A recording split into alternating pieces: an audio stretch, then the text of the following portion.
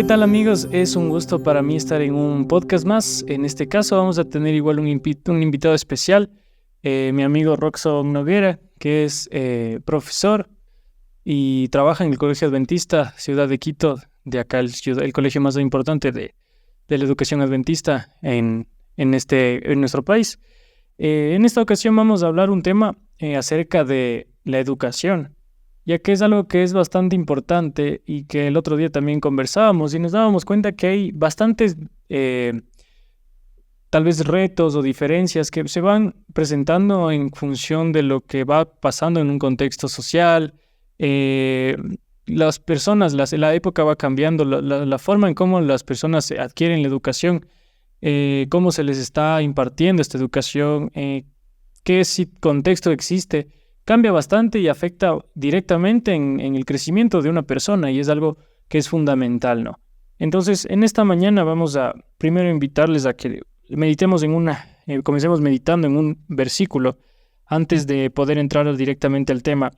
Y se encuentra en Proverbios 12:1 y nos dice lo siguiente: el que ama la instrucción, ama la sabiduría. El que aborrece la reprensión es un ignorante. Haciendo referencia en este proverbio, obviamente que la educación es algo de cuidado, es algo que deberíamos nosotros poner intención en ser cuidadosos, en qué es cómo es la manera, cómo se están educando, quiénes están educando, en qué contexto se están educando nuestros hijos o nuestros niños en especial, para así poder adquirir sabiduría, ¿no? Entonces es algo bastante importante que vamos a tratar hoy y unos temas un poquito relacionados a esto. Así que antes de comenzar quisiera preguntarte, Roxon, ¿cómo estás? ¿Cómo has pasado? Y que espero que te sientas cómodo aquí para esta entrevista y para este podcast. Muchas gracias, Obed, por tu invitación, sobre todo porque es un tema bastante relevante de educación. ¿Cómo me siento? Bueno, yo estoy bastante contento. Este 2024, en lo personal, a diferencia del contexto en el que vivimos, pero en lo personal he empezado bien en mi hogar, en mi familia, en mi matrimonio, entonces me siento bastante contento, de verdad. Gracias a Dios, muy contento. Uh-huh. Y bueno, agradecemos a Dios por las bendiciones que nos dan pese al contexto que estamos viviendo, en especial aquí en este país. Y es por esto que quisiera primero preguntarte, antes de entrar a un poquito más al contexto actual de la educación, a preguntarte qué características crees tú que son las más importantes de un sistema educativo sano, un sistema educativo adecuado para la crianza y la educación de los niños. Es interesante, ¿no? La educación se concibe como el proceso en el cual una generación mayor transmite sus conocimientos a la siguiente generación. Eso es en su esencia. Los de más experiencia y más conocimiento de X, Y o Z manera, que es lo que se conoce como metodología, implantan sus conocimientos a la siguiente generación. La manera como nosotros concebimos de educación actualmente ha sido un proceso de bastantes cambios y actualizaciones con el pasar de siglos y décadas. Pero nuestro concepto de educar tiene un origen bastante, yo diría, ¿no? Macabro. Porque la educación se concibe actualmente como el aparato ideológico del Estado. ¿Qué quiere decir esto? Un sistema educativo de cualquier país es creado en función del ciudadano que el país quiere que produzca. Si yo quiero ciudadanos de este tipo, mi currículo va a tener este tipo de contenido y temas.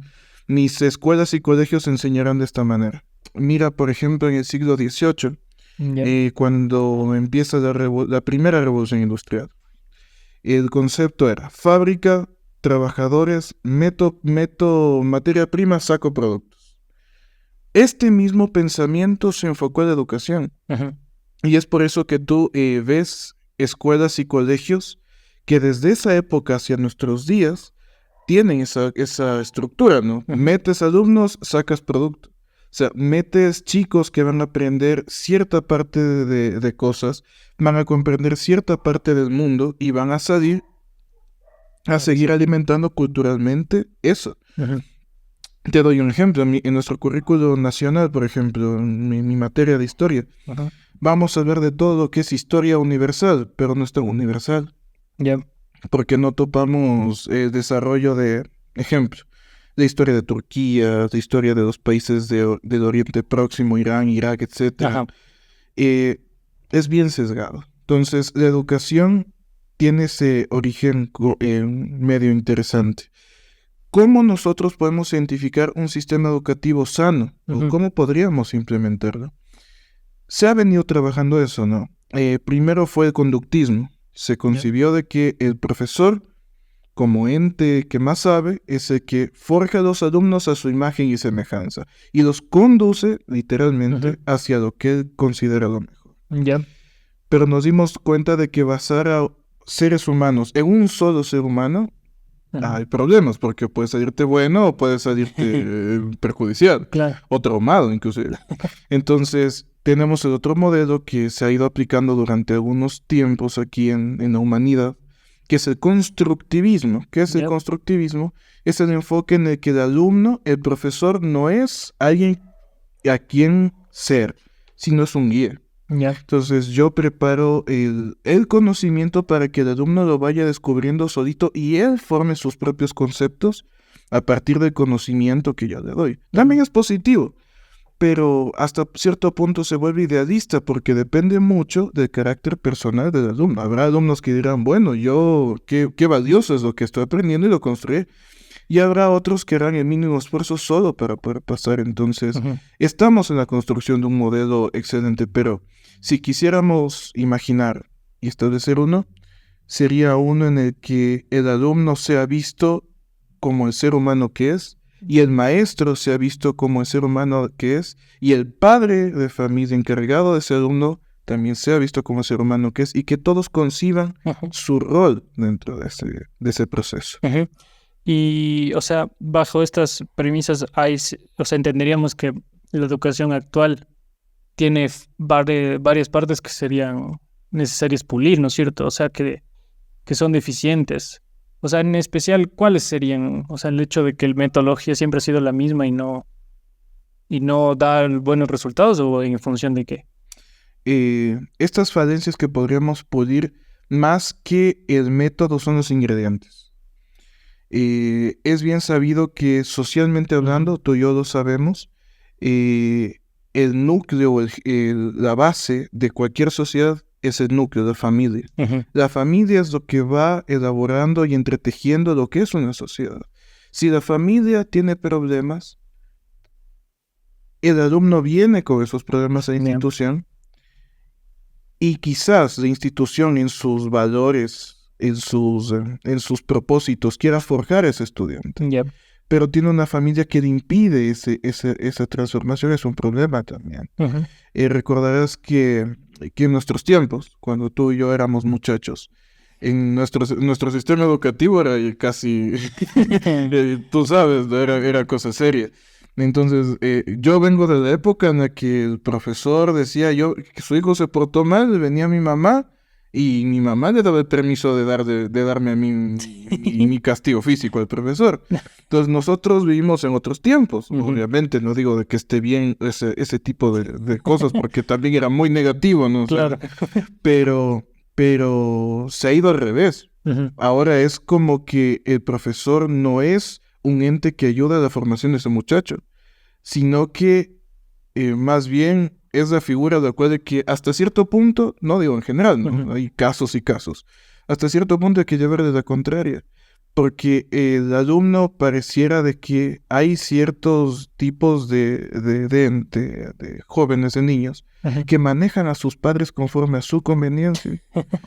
Y entonces eso genera el problema de que yo no puedo corregirle, el padre tampoco le corrige y él construye su propio conocimiento, pero a partir de sus deseos personales. Y eso también es algo negativo. Somos seres en constante desarrollo. A pesar de que tú y yo seamos adultos, seguimos a alguien. O sea, tenemos un ejemplo o alguien a quien hacer caso. Pero si esa personita o esa persona no tiene a alguien a quien seguir, hay un problema. Claro, ¿no? Y entendiendo, es interesante lo que justo me mencionas y me hace pensar de que, claro, ¿no? Los estudiantes que están llegando a la institución ya vienen con una carga de lo que van aprendiendo en función de sus hogares, ¿no? Y eso hace que hoy en día, como tú dices, en vez del profesor enseñar, el que viene a enseñar es el alumno, ¿no? Y les han restringido bastante, digamos, ¿qué serían? Capacidades o los recursos que tienen como maestros para enseñar, ¿no? Y para instruir, porque en sí esa es la función del maestro, ¿no? Y que es algo que tal vez muchas veces no nos hayamos preguntado o puesto a reflexionar, pero en lo personal yo pienso que chuta la educación, o sea, un maestro, la función que cumple un maestro es súper importante, ¿no? Porque en verdad, si a un maestro hace bien su trabajo, es esa guía, como tú dices, que permite a una persona formarse y que en su vida tenga bastantes recursos para llegar a ser lo que ellos quieran, ¿no? Obviamente, pero sin una educación adecuada, obviamente uno no les enseña valores esenciales como tal vez la disciplina o como las reglas, y piensan muchas veces que pueden pasar por encima de incluso de las autoridades, ¿no? Es por eso que hoy en día yo no me imagino, hoy lo que estamos viendo, por ejemplo, en Ecuador, lo que pasó en eso del canal que se metieron eran menores de edad, ¿no es cierto? Y estamos hablando que justo en esos periodos, digamos que tenían 17, 18 años, antes de la pandemia, que es 2020, 4 años atrás, tendrían 12, 13 años, donde todavía estaban en formación, ¿no es cierto? Pero esa deficiencia tal vez de encontrar autoridad, de encontrar una guía, una dirección en cuál seguir, es lo que permite que una persona sea crucial en su vida para llegar a hacer algo o no. Entonces, es obviamente algo que deberíamos, no solo como nosotros ponernos a reflexionar, sino incluso autoridades, ¿no? Ponerse a plantear qué cosas son las que deberían retocar o plantearse mejor para que en general tengamos individuos que en la parte de la educación sea más relevante y no que solo sea un lugar donde les van a dejar, ¿no es cierto? Porque se ha convertido casi como una guardería en donde van y les dejan y esperan que me lo devuelvan y que sepa todo, ¿no? O sea, es como que también en ese sentido quisiera preguntarte, ¿no? Topando este punto, ¿qué responsabilidades son netas o digamos, o que yo le podría delegar a la educación como padre si estoy dejando a mi hijo ahí? Porque podemos esperar muchas cosas, ¿no? Pero la educación no puede cubrir todas las expectativas tal vez de los padres o de personas o de la sociedad incluso. Pero ¿qué características o digamos hasta qué punto llega la educación en cuanto a la formación de una persona? Créeme que ese punto es importantísimo. Mira, en algún momento, lo que tú habías mencionado sobre el contexto actual, ¿no? En algún momento el chico o la chica que nosotros sabemos que es o bueno, malo, o abogado, o empresario, o delincuente, lo que tú quieras, en algún momento pasó por un aula de clase del sistema educativo, sea particular, municipal, fiscal, en algún momento pisó un aula de clase, en algún momento tuvo un profesor de matemáticas, de lengua, de sociales, de lo que tú quieras, que pudo haberle enseñado el camino a seguir. Pero ¿qué pasó con esa persona, con ese individuo que creció? ¿Por qué no hubo un filtro, un par, un alto? Eso es algo que debemos analizar. Y en ese sentido, lo que tú mencionas, ¿qué es lo que tú como ejemplo, no eres padre, yo tampoco, pero qué es lo que nosotros esperamos o esperaremos cuando metamos a nuestros hijos un sistema educativo? ¿Qué es lo que yo, aparte de mi trabajo como padre, sí, importantísimo y vital, aparte de mi trabajo como padre, ¿qué es lo que debe hacer el colegio o la escuela para que lo que yo le enseño se complemente?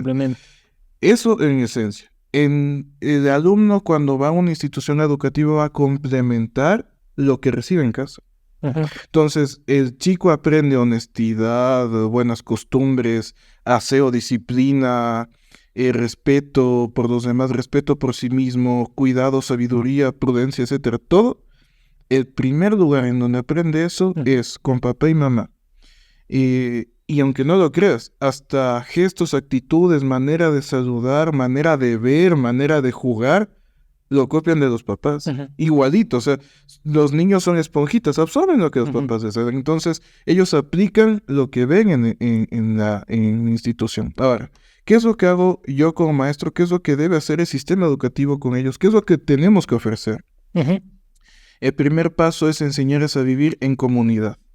La convivencia en la que lo que aprendiste en casa y lo que el otro aprendió, todo eso viene acá y hay que empezar a clasificar qué es lo positivo y qué es lo negativo de lo que tú has aprendido de donde quiera que vengas. Ajá. Porque habrá hogares en donde sea muy normal decir la verdad siempre, aunque yo haga algo malo, pero tengo que decir la verdad. Ujú. Y habrá hogares en donde sea la ley de supervivencia, ¿no? O sea, si miento mejor soy el más vivo y eso me hace el más bacán. Ujú. Entonces, llegan todos estos niños con sus diferentes realidades y yo como maestro soy el que clasifico Ya. las cosas positivas y negativas que deben irse puliendo en sociedad y comunidad. Ujú. Entonces, 1, 2, el profesor con su ejemplo, inclusive hasta en la manera de calificar, hasta en la manera de saludar, hasta en la manera de ver del chico, créeme, hasta en la manera de ver del chico o de la chica, Ujú. yo forjo valores. O sea, ellos verán que el profesor, por más que se enoje, se controla.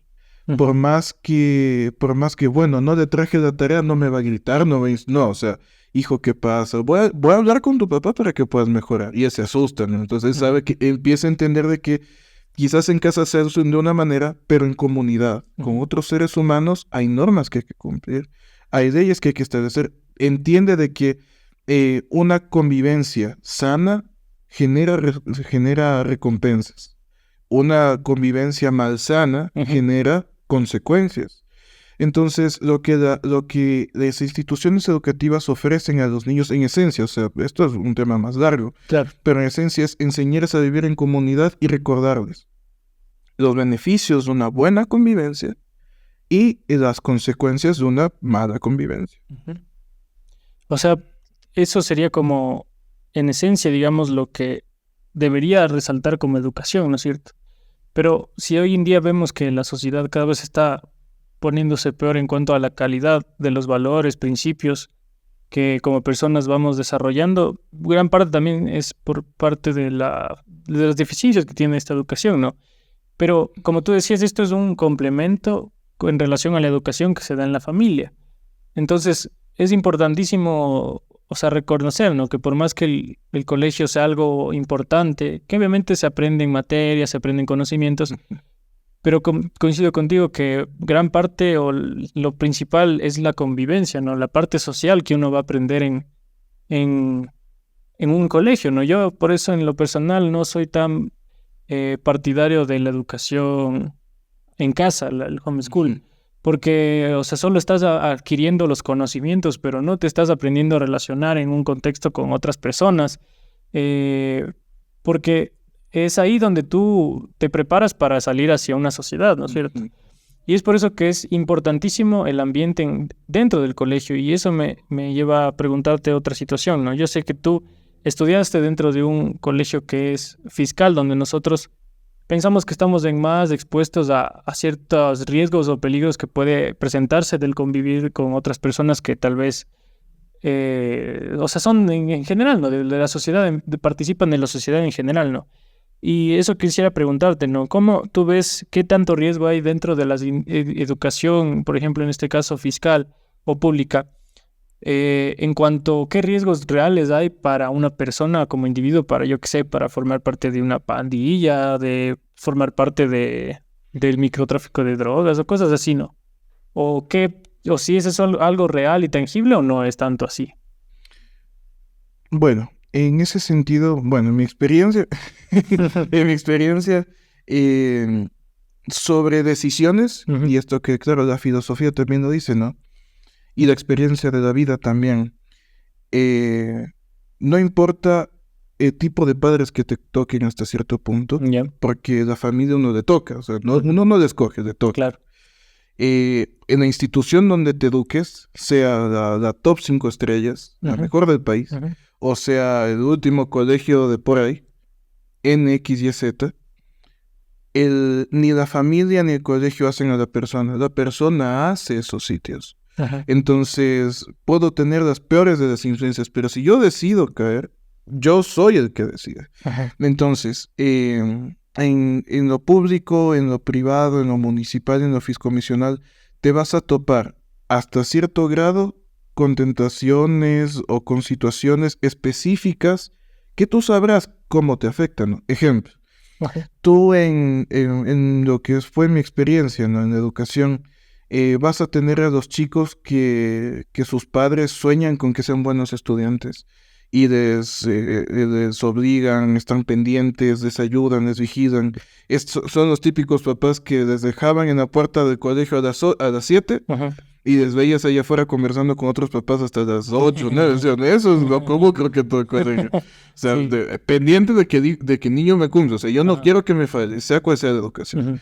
También tenemos a los otros que sus contextos son duros, que serán 5 o 6 hermanos, que todos están en el sistema público, que quizás papá o mamá, o solo mamá, o solo tía, o solo abuela, por los distintos tipos de familia, que las consecuencias del sistema en el que vivimos obligan a que exista. Tendrá tiempo, o sea, no tendrá control ni esa influencia directa de alguien que esté preocupado 100% por él. O sea, por más adolescentes que sean y por más que de manera general posean el sentido de responsabilidad, no significa que lo desarrollen solos. Entonces necesitan guía todavía. Entonces ahí viene el riesgo. Ahí existe el riesgo. Como nadie me vigila, como yo tomo mis decisiones, como las consecuencias para mí no son inmediatas, pero un adolescente, bueno, hace poco fuimos adolescentes, ¿no? Claro. Nosotros solo veíamos lo que estaba delante nuestro en corto plazo, o sea, nunca te imaginaste que llevarme con tal persona o hacer tal cosa iba a tener consecuencias en el futuro, o que este hábito que desarrollé hoy, cuando tenga 25 años me va a pasar factura, o inclusive al chico que yo estaba molestando en grupo en el colegio, iba a ser el dueño de la empresa en donde yo iba a pedir trabajo. O sea, nunca pensamos eso porque estamos disfrutando el momento. Entonces, en estas realidades de educación, específicamente fiscal o público, lo que me preguntas, no existe esa apersonarse, o sea, no es mucho el apego la personalización del proceso educativo. Porque el profesor entra y ve 50 niños, Claro. se centra en los que aprenden más, se centra en los más malcriados, y el sanduchito que queda en medio es el que a veces ni el nombre se aprenden, así de graves. ¿Por qué? Porque el profesor va en modo, yo tengo que trabajar, tengo que producir, tengo que justificar mi trabajo en modo fábrica. O sea, recibo la materia prima y yo tengo que forjar la materia prima, tengo que presentar los informes de cómo aprendió esa materia prima y por la gracia de Dios no dejar a ninguno a fin de año y presentar el producto de mi materia prima. Entonces, en su mayoría van en ese sentido. Por eso es que nosotros vemos a muchachos que al final de su proceso educativo es real, tú lo has de haber vivido, yo lo he de haber vivido.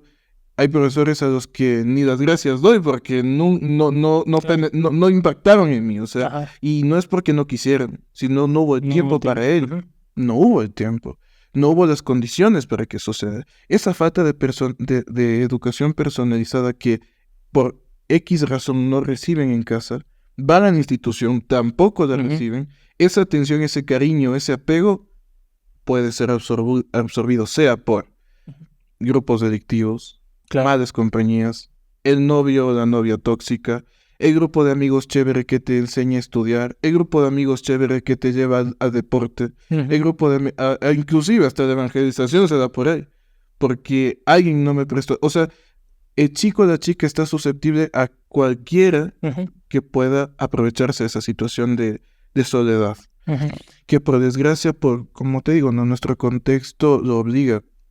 Yo en lo personal, mis padres, ¿no? Ellos trabajan todo el día. Mi papá a las 5 se iba y volvía a las 9 de la noche. Mi mamá nos dejaba en la escuelita a las 7, nos llevaba a todos, hasta la escuela, porque el colegio ya fue solo, ¿no?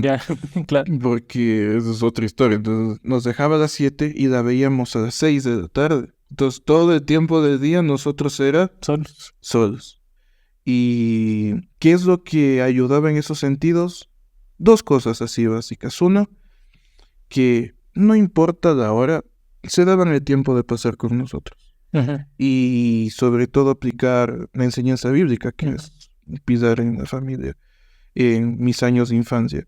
Y lo segundo, convivir el fin de semana por la iglesia. O sea, obligatoriamente ellos podían hasta perder el trabajo, pero estaba la iglesia. Entonces ese día nos queramos, nos odiemos, nos amemos, nos estuviéramos enfermados, pero estábamos sentados juntos en una iglesia. Ajá. Entonces, esa falta que quizás en toda la semana me hizo, algo se compensaba el sábado. Claro.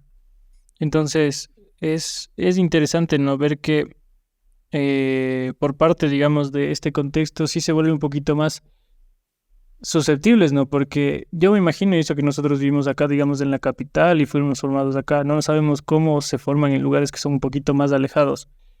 Pero si aquí dentro de la capital, que en teoría hay más recursos, hay más capacidad, en las aulas, como tú decías, tenían 40, 50 alumnos. ¿Cuántos tú crees que serían apropiados para hacerse cargo un profesor? Eso es gracioso, ¿no? Porque la ley te dice el máximo de estudiantes que puede haber en un aula con un profesor es de 30 estudiantes. O sea, la ley dice eso, ¿no? Entonces, 30 estudiantes. Entonces, a ti te clavan 50 y ya, y verás cómo es. Y verás cómo es. Claro, pero ¿y cuántos pensarías que serían óptimos para que tú puedas, digamos, como profesor, apersonarte? Como profesor, en mi experiencia, en lo que ya llevo trabajando 2 años, un grupo de 30 es ideal. Conozco a cada uno, sé de qué pata coge a cada uno, sé que necesita cada uno, aconsejo al que puedo y al que no se deja, pues hubo la oportunidad, ¿me entiendes? Claro, entonces por esa parte el hecho de que los profesores no tengan la capacidad de estar más pendientes de los alumnos imposibilita, como tú dices, eso de ser un cernidero en el sentido de no permitir que cosas también se infiltren, ¿no? Porque yo, como te decía, volviendo al ejemplo de los que ahora forman parte de estas bandas delictivas, como tú decías, en algún momento estuvieron en un aula de clases, ¿no? Pero no es que de la noche a la mañana se fueron a la pandilla, se fueron a la escuela de sicarios o lo que sea. O sea, formaban parte de un colegio y nadie tuvo la capacidad de ver, analizar y decir, oye, o hablar con los papás, o ser responsable, digamos, en el sentido de verles que no estén en esa situación, ¿no? Entonces, eso también me invita a pensar, ¿no? ¿Qué otros desafíos o qué situaciones más son las que también tú crees que son actuales o sea, son desafíos para la educación actualmente, como sociedad? Estamos cargados de desafíos. En primer lugar, el desafío más grande es reconocer la responsabilidad. Insisto, yo siempre lo he insistido con eso. La responsabilidad y el papel que cada uno de nosotros cumplimos dentro de ese proceso formativo de educación. Tanto el padre, como el chico, como el maestro, como el inspector, como el rector. Todos deben ser conscientes y deben apersonarse de su responsabilidad dentro de ese proceso. Porque así como vas a tener alumnos buenos y alumnos malos, vas a tener profesores cumplidos y vas a tener profesores negligentes. Vas a tener padres cumplidos y vas a tener padres negligentes. Entonces, si cada uno es consciente del papel que le toca desempeñar, salimos. Salimos porque salimos. Segundo desafío. Hay muchas cosas a las que enfrentarse ahora y somos nosotros una sociedad sobreestimulada. Sobreestimulada de información, de entretenimiento, de sensaciones, o sea, nosotros somos la sociedad, históricamente hablando, más sobreestimulada en toda la historia humana. Ni en las guerras ha habido tanto estimulamiento. ¿En qué sentido? Tú amaneces en la mañana y amaneces con un montón de información desde tu celular. A ver, la gran capacidad de información y de existencia de las redes sociales y de todo lo que ello implica es otro reto que seguir. Mira, tú actualmente tienes que enfrentarte a cosas como este. Ejemplo, y a mí me destrozó saber esto en alguna ocasión. Un estudiante X, desde inicial 1 hasta tercero de bachillerato, tú como profesor, él pone en su estado de WhatsApp, en su red social, hasta un video de YouTube puede ser de odio o expresándose de manera negativa sobre un profesor, ni siquiera puedes quejarte, porque bajo la ley es su libre expresión. Y las consecuencias de su libre expresión no te corresponden a ti dictarlas, ni a la institución educativa, ni una sanción, ni un regaño, nada. O sea, no te corresponde a ti. Es responsabilidad del niño. Entonces, ¿en qué momento la criatura va a entender de que usar las redes sociales de esa manera está mal? Nunca va a pasar. Porque en nuestras épocas, imagínate lo que era quedarle viendo al profesor a los ojos, era para que te nuble la vista del borradorazo. O sea, que tampoco es lo correcto. O sea, tampoco es lo correcto. Ya. Pero me entiendes el punto. O sea, ese es el otro desafío. Una legislación Ujú. que unos entienden, otros entienden, unos leen, otros no leen, unos conocen, otros no conocen. Y es tremendo porque eso, o sea, esa falta de coordinación, esa falta de conocimiento, no niego de que la legislación actual en cuestión educativa busque formar seres humanos integrales que sean capaces de razonar, pensar, que desarrollen empatía en base a ellos entender que necesitan Ujú. empatía y no que alguien más a palazos le enseñe que es empatía, ¿no? Ujú. Pero hasta que eso suceda es complejo. Y Ujú. en vez de nosotros producir chicos empáticos, producimos chicos egoístas, que individualistas, Ujú. que consideran que su manera de pensar es la correcta y no se ponen a pensar en lo que los demás puede que piensen. Ujú. O sea, di tú, en mi época era complejo tú llegar al colegio porque en mis tiempos eran las Venus blancas, ¿no? Claro. Es obligatorio, pues, llegas con las Venus blancas, el profe de educa te veía manchado, te obligaba a limpiar tus zapatos porque tú a ese sitio tenías que llegar con los zapatos limpios, porque Ujú. es ejemplo de cuidado, de protección y demás. Tú de adolescente no entiendes por qué te piden eso, ¿no? Ujú. Pero cuando ya eres adulto y vas a una entrevista de trabajo, lo primerito que piensas es, tengo que estar impecable. Ujú. Y no se me hace pesado limpiarme o mantenerme pulcro, Claro. porque fue una costumbre que yo adquirí desde colegio, Ujú. por ejemplo. O si yo te hablo a ti con respeto aquí, también te voy a hablar con respeto detrás tuyo, y tampoco me voy a expresar de manera grosera o con falta de respeto en otros entornos como redes sociales. Ujú. O sea, son cosas y cosas que sí hay que tomar en cuenta. Y son Ujú. desafíos a los que la educación, tanto como padres, como profesores, como instituciones educativas, hay que enfrentar. Ujú. Justo la otra vez igual comentábamos cuando conversábamos esto en el grupo pequeño y yo les decía que había escuchado una frase que decía que los tiempos difíciles crean hombres fuertes. Los hombres fuertes crean tiempos fáciles y los tiempos fáciles crean hombres débiles y los débiles crean tiempos difíciles. Entonces, en ese sentido, pienso que hemos tenido tanto tiempo en tiempos tranquilos en los que más bien las personas se están educando o les estamos enseñando a que sean personas débiles en su carácter, en sus valores, en sus principios. Y todo nace porque cada vez, como tú dices, no es responsabilidad de muchas veces de las instituciones, sino a nivel ya político, incluso institucional, que les están limitando la manera de enseñar, ¿no? Y que muchas veces son cosas como tú decías, lo de los zapatos, ¿no? Que te enseñan cómo comportarte correctamente en lugares apropiados, normas, códigos, éticas, pero que hoy en día falta bastante, ¿no? Y que, chuta, yo no me imagino el resultado que vamos a tener de esto, porque claramente si ahora tú ya no puedes como institución exigir el color de los zapatos para una actividad, van con lo que ellos quieren, porque es su libertad. No es que tú les estés cortando su libertad, sino es que les estás educando, ¿no? Entonces, si estás capando, digamos, a las instituciones para que eduquen a las personas, o sea, no podemos esperar, yo pienso, de a un futuro eh, encontrarnos con que las personas están cada vez con más capacidades, con más valores, más principios, porque sin eso, por mucho conocimiento que tengamos, Ujú. de nada va a servir, ¿no? Y bueno, y para terminar, quisiera solo preguntarte, en este contexto de desafíos, de que vemos que es un poco complicado hoy en día para la educación también ejercer sus funciones. ¿Tú qué plus o qué características crees que ofrece una educación cristiana o que tiene como a Cristo dentro de su, digamos así, de su parte de la educación? ¿Qué crees que es un plus o que es diferente en cuanto a una educación que no la tiene? Esa pregunta es buena. Ujú. Y sobre todo porque, como tú mencionas, no hasta cierto punto. Es una verdad. Como te dije al inicio, puede ser la institución top 5 Ujú. estrellas, lo mejor, o la institución cero, clasificada en el último peldaño de lo que tú quieras, Ujú. pero depende de mí aprender. Entonces yo puedo venir de allá, pero saber un montón.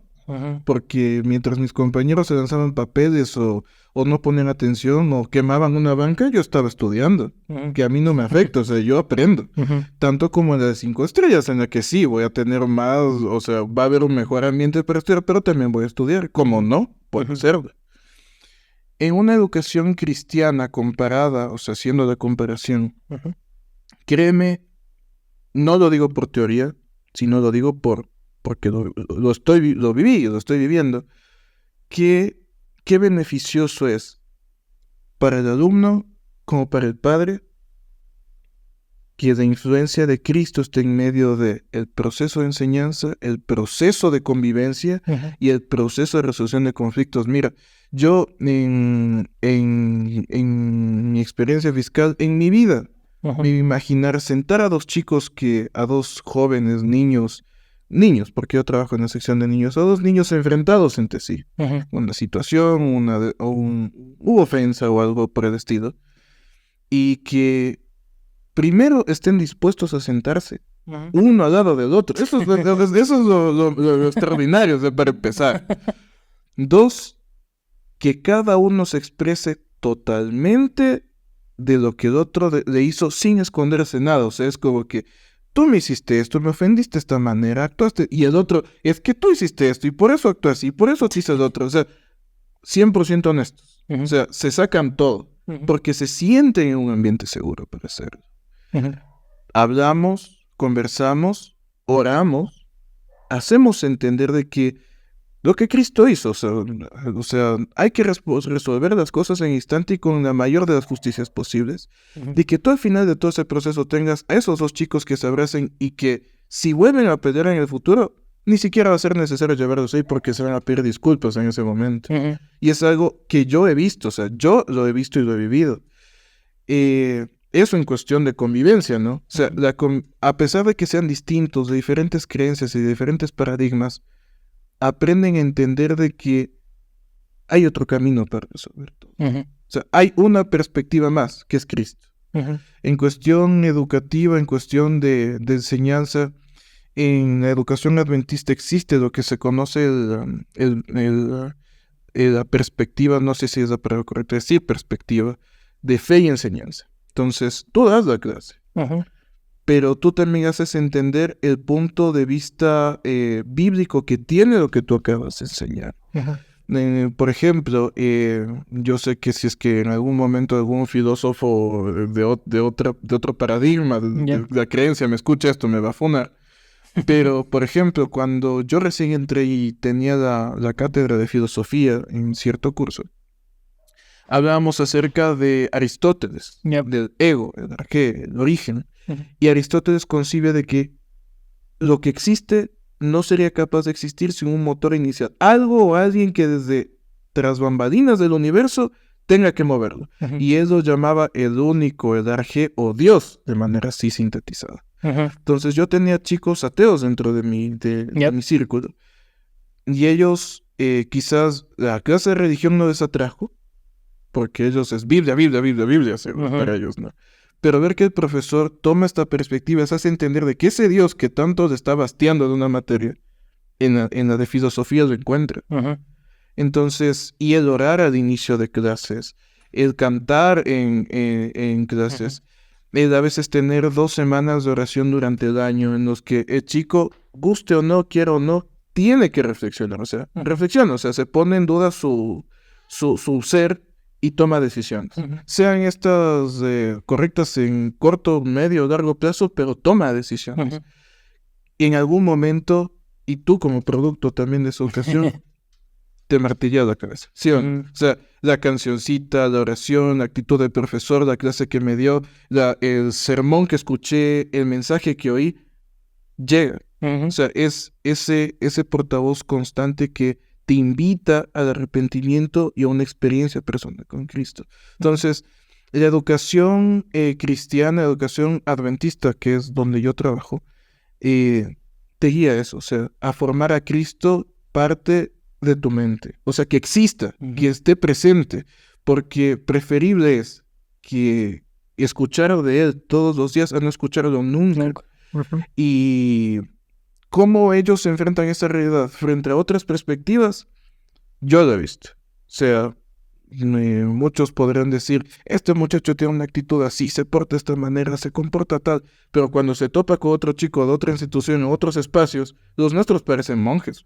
De verdad, o sea, yo te lo digo porque me pasó, o sea, parecen calladitos, escuchando bien, sin portarse mal, o sea, y es interesantísimo porque yo me quedo, ¿y este huevo de dónde salió? Y es por esa influencia positiva que genera de ser educado bajo la perspectiva de la cruz. Y bueno, o sea, complementando, digamos, esta respuesta en lo personal, porque también fui parte, digamos, de la educación cristiana y en este caso también adventista, sí me acuerdo que, o sea, por parte yo pienso que lo más importante es que sí hay cosas que te enseñan a ver un poco también el carácter de Cristo, que es algo que en ninguna otra parte te van a enseñar y para las personas que forman parte de hogares que no son cristianos, incluso en tu hogar. Y creo que eso es algo bastante importante porque lo más importante que deberíamos nosotros rescatar como individuos en nuestra experiencia personal de conocer a Dios es reflejar ese carácter y descubrirlo, ¿no? Y entonces, si tú estás enseñando como principios y valores dentro de una educación que estén fomentados o guiados por los principios y valores que tenía Cristo, es creo lo más importante. Y obviamente los métodos y maneras pueden cambiar. Y obviamente teníamos espacios donde orábamos, cantábamos las semanas de oración, que obviamente sí te ayudaban a estar en contacto, en comunión con Dios, que eso es algo principal y fundamental para que esto pase, esto de aprender de Dios y aprender de su carácter, ¿no? Entonces pienso que sí tiene un plus, sí es algo que no tiene valor, incluso económico, diría yo, porque por muy caro que puedas pagar una educación, nunca vas, si es que no tiene a Dios, no tiene a Cristo, no es lo mismo. O sea, tú puedes aprender conocimientos y llegar a los lugares más altos en cuanto a educación, yo que sé, bilingüe, trilingüe, bachillerato internacional, lo que tú quieras. Pero si eso no tiene a Dios, le va a faltar algo bastante importante como educación, ¿no? Y bueno, este creo que ha sido el tema y ha estado bastante interesante conversarlo y debatirlo en el contexto de la situación actual. Creo que quedan muchas cosas también pendientes por hablar y desarrollar más a fondo porque la parte de la educación, como les decía, es algo bastante importante, ¿no? Y eso me gustaría en algún momento seguir con más temas o profundizar más. Y eso, creo que este ha sido el podcast por esta ocasión y a Roxon lo vamos a tener más veces en más programaciones. Y eso básicamente. Así que esto ha sido el episodio por esta ocasión y nos despedimos hasta una próxima episodio.